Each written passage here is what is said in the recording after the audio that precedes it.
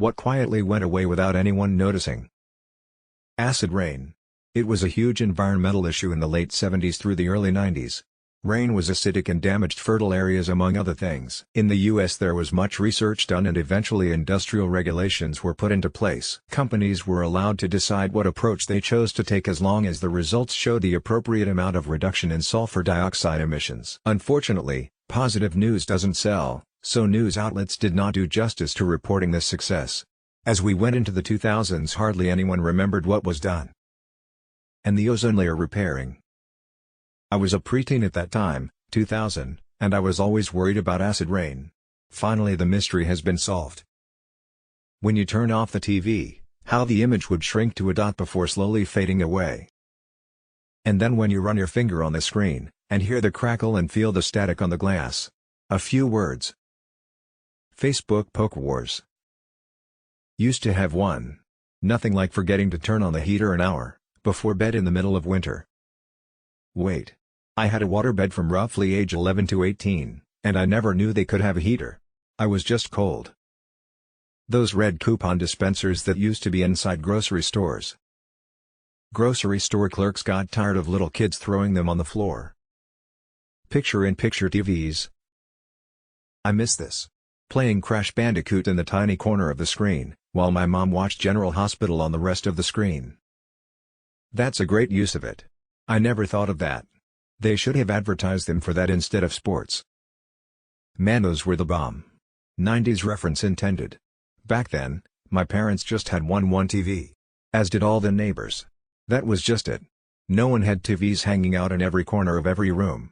They didn't fit. They were huge and bulky and expensive as far as I know. I was like 7. So when Dad wanted to watch TV, that was it, he took control. But man. Picture-in-picture saved me. I could get my Sega turned onto the little picture screen and sit right up close to the TV, burning my eyeballs and count the freaking pixels, while I was at it and still play my video games. Wow. Thank you all for the discussions. Turning into a real trip down memory lane. I remember the thrill of winning and getting 17 cents. Absolutely worth it. 67 cents was my greatest HQ trivia achievement, been living off those winnings ever since. Actual toys in cereal boxes and Cracker Jack boxes. And contests, where you could win just by checking the packaging instead of scanning a QR code, and making an account on fucking MountainDew.com. They've graduated from marketing campaigns to personal information aggregators. Exactly right. Enter the code to see if you won. Step 1, give us your email address. When I was 10, I'm pretty sure, I got a copy of Roller Coaster Tycoon in a box of cereal. In Australia, nearly every kid had a copy of Age of Empires thanks to Nutri-Grain. The trick was to use the scales in the produce section to check if the box had some extra weight. Stumble upon, I remember all my classmates, and my mom used to use it years ago. I miss Stumble Upon, learned some neat things that I'd never would have found otherwise. Now I just scroll Reddit for hours instead. Stumble Upon is how I found Reddit. Ah yes, back when you would actually get your amusing content directly from individual websites by navigating to them, instead of secondhand from like 4 giant link content aggregators. StumbleButton brought me to some very interesting places, and I don't really know how I would go about finding stuff like that these days.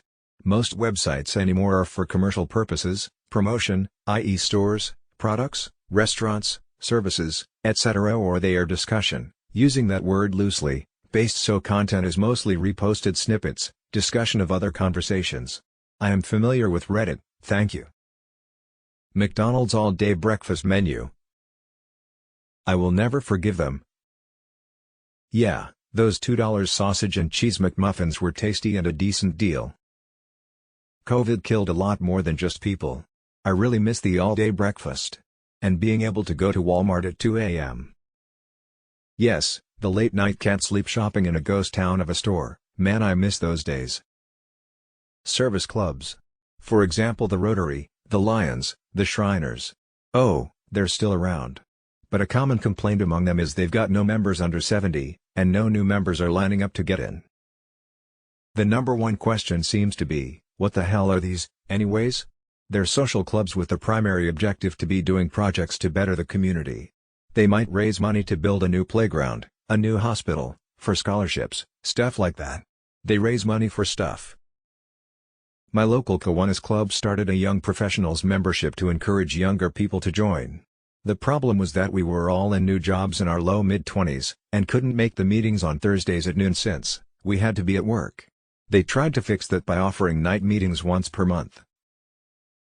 But then none of the old people would show up, and anyone who did would rag on the young folks for not showing up to the Thursday noon meetings more often. They refused to change their ways in order to stay relevant. And then they were a bit hostile to anyone young, who didn't behave in the exact way they wanted. My local Kiwanis club started a young professionals membership to encourage younger people to join. The problem was that we were all in new jobs in our low mid-20s, and couldn't make the meetings on Thursdays at noon since we had to be at work. They tried to fix that by offering night meetings once per month. I've seen this here in a college town as well. They want younger people, under 40, but anyone can attend, which is saying a lot, but they hold the meetings in the middle of a weekday, when most people work. The college students have classes. The working people are at work. Only retirees can attend, but they kind of imply that they're not welcome, then they wonder why nobody shows up. I have a pretty lax workplace, but the idea of just dropping the middle of a Thursday to attend a social club is so alien to me. In my 20s, going to the doctor was practically impossible. We have a similar problem within the American Legions and VFWs.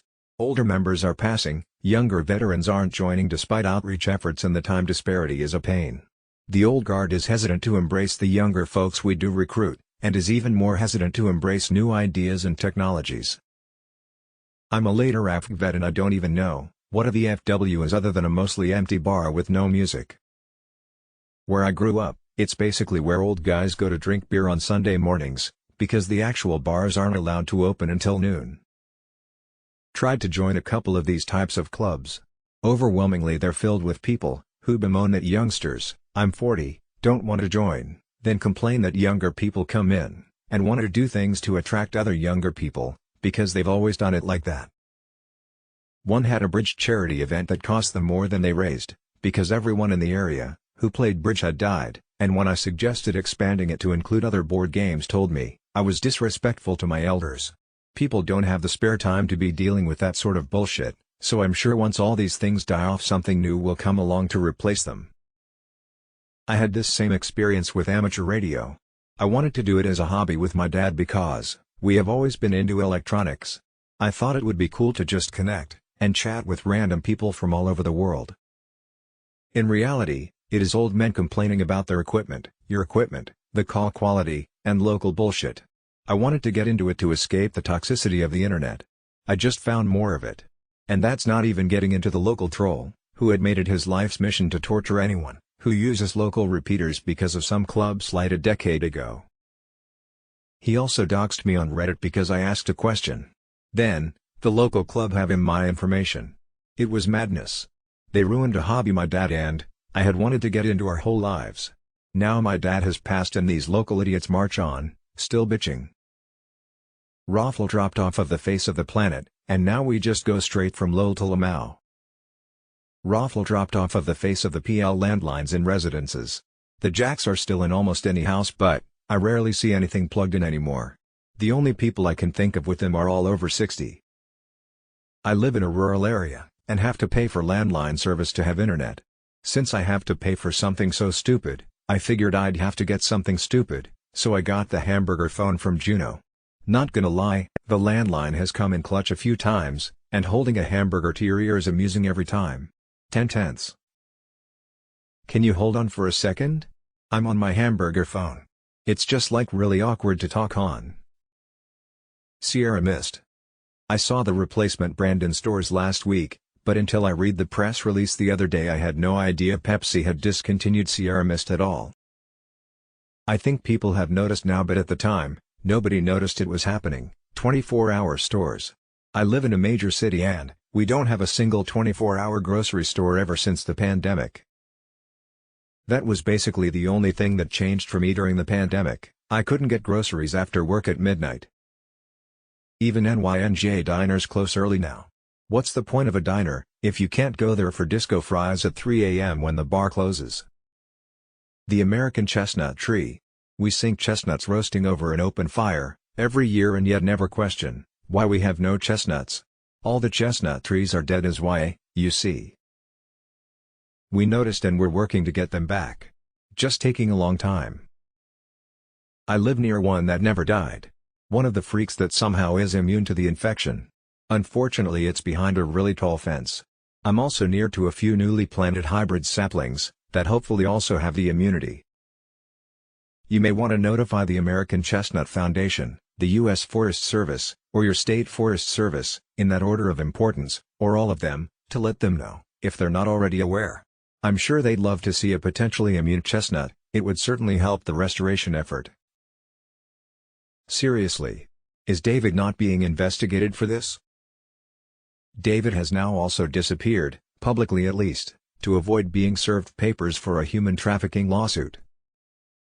Anyone remember spinning rims on cars? Nah, my rims never spun, to the contrary. You'd find that they were quite stationary. Movie trailers with that deep voice guy doing the voiceovers.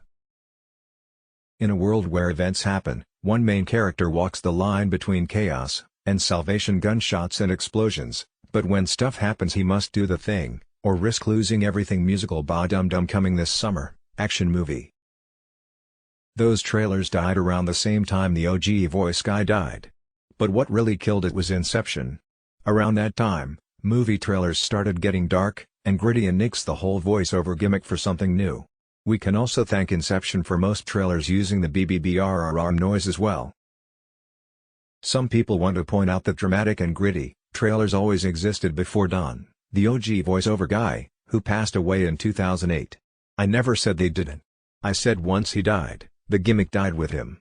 Inception came out in 2010, and that seemed to kick off the new trend of how trailers were done.